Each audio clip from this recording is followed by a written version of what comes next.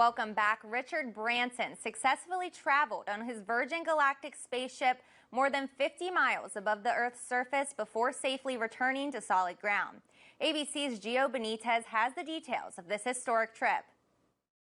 Virgin Galactic founder Richard Branson and his crew of 5 now safely back on Earth. I have dreamt of this moment since I was a kid, but honestly, nothing could prepare you for the view of Earth from space. The trip, an historic step in commercial space travel, Branson becoming the first person to blast off in his own spaceship. Crowds greeted Branson and his Spaceship Unity crew Sunday morning as they arrived for the launch from the spaceport in the New Mexico desert. Unlike traditional rockets that launch vertically, the Spaceship Unity took off tethered to a mothership, the VMS Eve, named for Branson's late mother.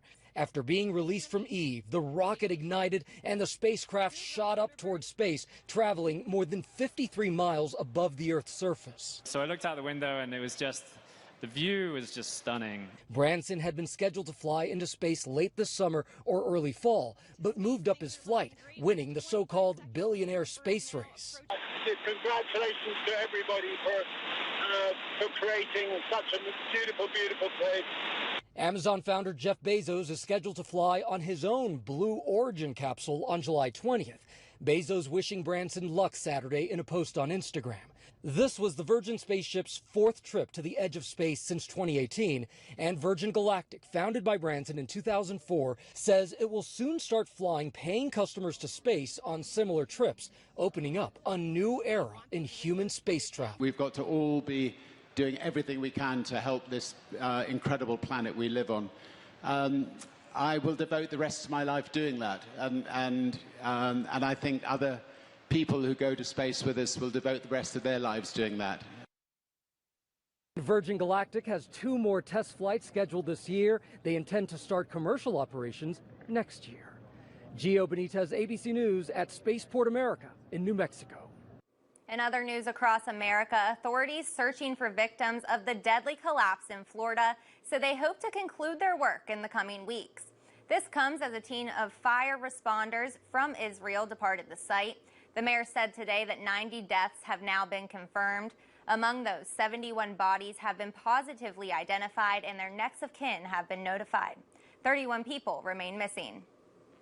4 people have been arrested and more than a dozen weapons seized at a downtown Denver hotel that is close to several events for the upcoming Major League Baseball All-Star Game.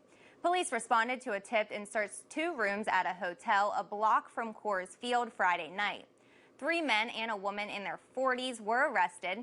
Police also recovered hundreds of pounds of ammunition. So far, there is no evidence to suggest the group was plotting a mass shooting. A Texas man who waited hours to cast his ballot is now being accused of voting illegally. Pervez Rogers was arrested last week, but now is out on a $100,000 bond. Rogers received media attention after standing in line for nearly 7 hours to vote in last year's election. Now the state attorney general says Rogers was still on parole for a prior felony conviction at the time. And this arrest comes as Texas Republicans have advanced bills that would make voting harder in the state that already has some of the nation's toughest restrictions. Versions of the voting changes passed Sunday by the House and Senate panels would prohibit 24-hour polling places, ban drop boxes, and stop drive-through voting. A first major vote of the proposals is expected this week. That timeline is pushing some Democratic lawmakers towards calling for a second walkout to again stop the restrictions from moving forward. The White House says a team is being sent to Haiti to provide assistance following the assassination of their president. This includes experts from the National Security Council, the State Department, Justice Department, and Homeland Security. The Biden administration wants to find out who was responsible for this crime and hold them accountable, as well as help stabilize the situation. A Pentagon spokesperson said they are reviewing the request to send hundreds of troops to Haiti. The decision is still under review.